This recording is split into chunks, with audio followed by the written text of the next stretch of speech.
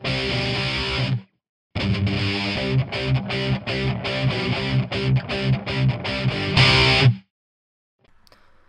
and welcome to our testing notebook for Bahrain. Day 3 has just finished, and without further ado, we are going to go into today's action. But before we do go into today's action, I just want to tell you about the news of Jenson Button. Jenson Button has just proposed to his girl. Well, he didn't just propose now as I'm just speaking.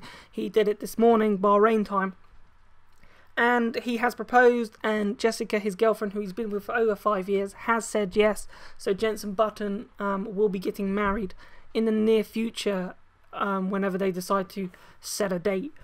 But without further ado, as I was saying, I'm going to go straight into today's action. We had 3 red flags today. The first one came from Max Chilton, who stopped out on track at the beginning of the session, very early into the session. They managed to recover the car.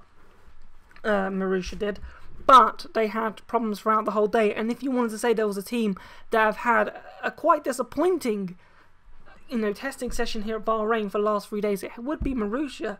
And also thinking about it, with Graham Lannan at the beginning of the test session saying that they could be looking to get up to Q2 for qualifying, and now he might be actually eating those words because he said this, and now they've had, he only did 4 laps today, Chilton did. They did 3 laps with Bianchi on day 1, and Chilton only did 17 laps in total yesterday. So, you have to think about that, and Marussia not really having a good day with the Ferrari package. So I don't know, they haven't actually come out saying what their problem is. They've been quite behind closed doors by saying what their problem is. They haven't actually told any of the media what their problem is, but they are having a problem with the car, and they need to sort it out pretty soon.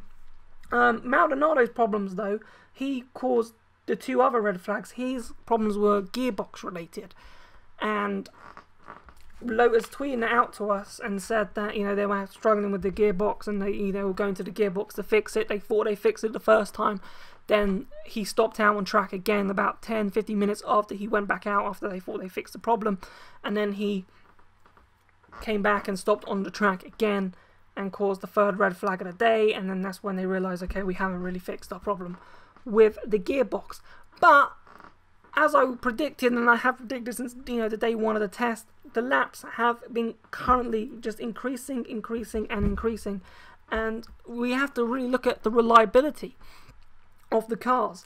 And we were all worried about whether the cars would make it to the grid at Montreal or any race weekend. We were fairly overdramatic. I think the people who said these claims about the reliability were very overdramatic, and I think we were quite overdramatic with the reliability issues that we thought we were having with the cars.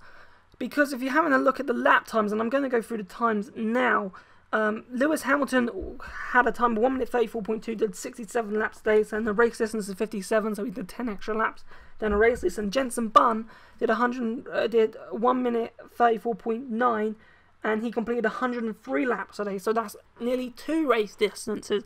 So reliability of the McLaren and the Mercedes package we know is strong. So how we're maybe thinking that teams might not be able to turn up to the grid at Melbourne, it's a long way away, I think, in the distance. Felipe Massa was 3rd with a 1 minute 37 dead. He completed 60 laps today.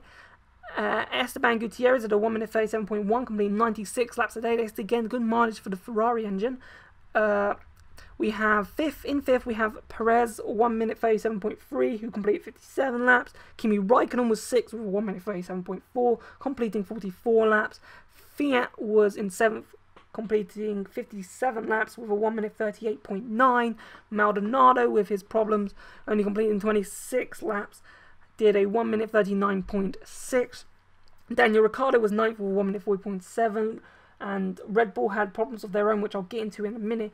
He only completed 28 laps a day. It was another strong day for Marcus Ericsson in the Caterham, completing 98 laps, and he did a 1 minute 42.1. Max Chilton was 11th for 1 minute 46.0, and as I said, he only completed 4 laps today. And Bottas was 12th, who did no time but completed 55 laps. He was basically doing pit stop practice and starting practice starts at the pit lane, so he was just doing practice start, coming back into a pit stop, and then practice start, pit stop. That was his morning, and then he switched at lunchtime for Felipe Massa to come in. So where does this leave us at the moment?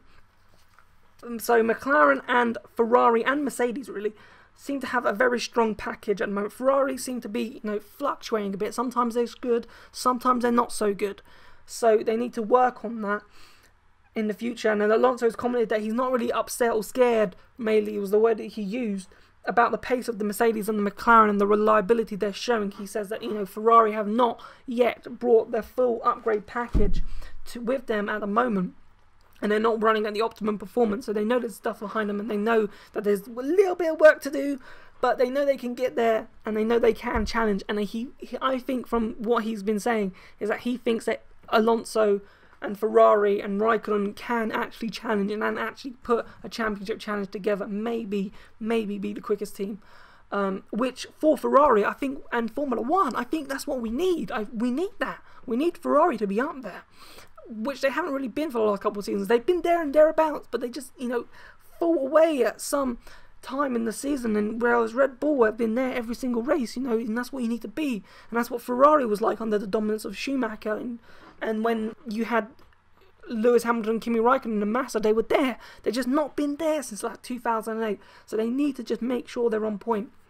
Moving on then, finally, to Red Bull and Lotus's trouble. So, yeah, again, the reliability issues with Lotus. They did, how many laps did Grosjean do today? He did, whilst I look at my screen, it was Maldonado, sorry, he was run today, 26 laps, and they didn't do many laps yesterday either. So they're still struggling with the installation phase of the car, which I predicted when, without missing the Jerez test, you could predict. And Red Bull, yet again, having a mechanical problem causing them to stop earlier than they would expect to do in this test session, caused them to only do 28 laps with Daniel Ricciardo. And despite them having quite a decent day yesterday, with Sebastian Vettel completing nearly 50 laps, 49 laps he completed yesterday. He completed 58 laps yesterday. He completed 49 laps, and then he went out again last 10 minutes of the session and managed to get a couple more laps under his belt. But they're still having a bit of trouble, and that's why I can't really say where Red Bull is, and I know we can't really say where anybody is at this moment in time.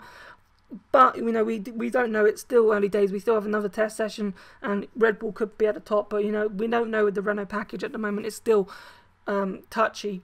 But that's basically all that I have left to say. Thank you so much for listening to the test. Please join me tomorrow for day 4 at Bahrain. Please remember to like, favourite, and subscribe to F1 Breakdown, and I'll see you tomorrow. Goodbye.